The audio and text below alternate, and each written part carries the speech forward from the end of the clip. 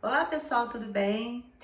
Hoje eu vou falar para vocês um pouquinho sobre a adrenal, essa glândula tão bacana que pouca gente conhece.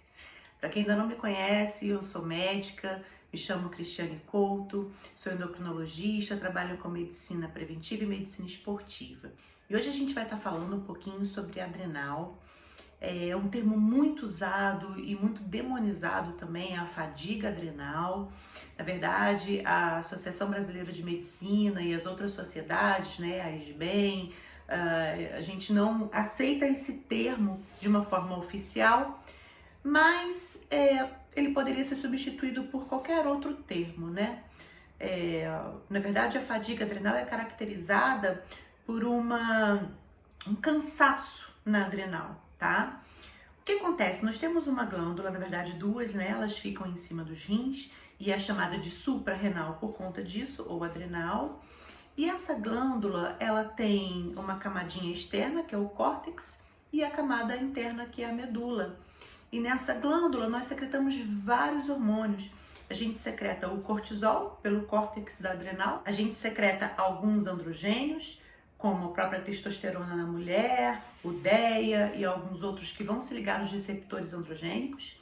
A gente secreta a aldosterona, que é um hormônio responsável pela pressão, pela captação de sódio nos rins e no intestino. E a gente secreta na medula as catecolaminas, adrenalina, noradrenalina, que são hormônios também importantíssimos no nosso metabolismo. Esses hormônios, eles são secretados normalmente quando nós passamos por momentos de estresse, sejam eles estresses momentâneos, estresses metabólicos, estresses traumáticos ou até mesmo estresses emocionais. Isso acontece porque nos nossos antepassados nós tínhamos momentos que a gente chama de luta e fuga, né? Era necessário você lutar ou você correr quando você se via em perigo. E então foi se caracterizado esses hormônios chamados de luta e fuga, que são os hormônios da adrenal. Mas acontece que esse estresse agudo ele é muito importante para nós até hoje, porque ele realmente te dá uma reação, né? Se você, por exemplo, sofre um assalto, ou se você cai num buraco, ou se você quebra uma perna, é atropelado, enfim, que são estresses agudos, você precisa fazer alguma coisa naquele momento porque a sua vida está em risco. Então, naquele momento, esses hormônios secretados, todos esses, né, que eu acabei de comentar, você não sente dor, você sente um bem-estar muito grande, você não sente cansaço, é luta ou fuga mesmo. Então esse estresse agudo e essa liberação aguda ela é muito boa, porque ela faz com que a gente sobreviva. Qual é o grande problema? O nosso dia a dia hoje é muito estressante. Você está sentado numa cadeira, você está no seu escritório, você está no seu trabalho e você está estressado, você está com a sua família, você está passando por momentos de estresse, você está pensando nas suas contas, enfim, são estresses que são considerados crônicos, porque você está liberando cortisol, está liberando adrenalina, noradrenalina o tempo todo. E isso faz com que haja uma pseudofalência na sua adrenal e ela começa a não secretar tão suficientemente os hormônios da maneira como deveria. E aí você começa a ter sintomas inespecíficos de cansaço, de prostração, de sonolência durante o dia, insônia durante a noite. Você começa a ficar nervoso por coisas mínimas. Você começa a ter uma avidez muito grande por doces no início, depois você começa a ter avidez por salgados também. Isso, gente, é um descontrole hormonal que a gente tem na nossa adrenal, que não é uma insuficiência adrenal ainda, porque uma insuficiência adrenal mesmo quando a gente não produz mais nada de cortisol, e isso é uma doença muito séria, e essa sim precisa ser administrado o cortisol, que é a hidrocortisona, para que esse paciente não sofra um coma e morra. Mas essa fadiga que a gente chama, esse cansaço, essa liberação crônica de hormônios é um pouco diferente, porque na verdade o que a gente precisa controlar é a forma como nós encaramos no nosso dia a dia.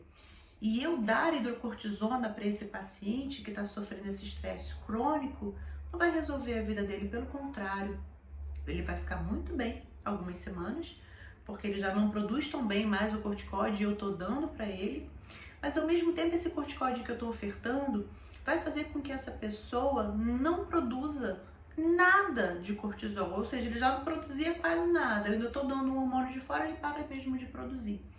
E o risco, gente, de entrar em coma e de ir em óbito é muito, muito grande mesmo, isso é real. Então, o tratamento de fadiga adrenal não é usar o corticoide, é você começar a tratar a causa do seu problema.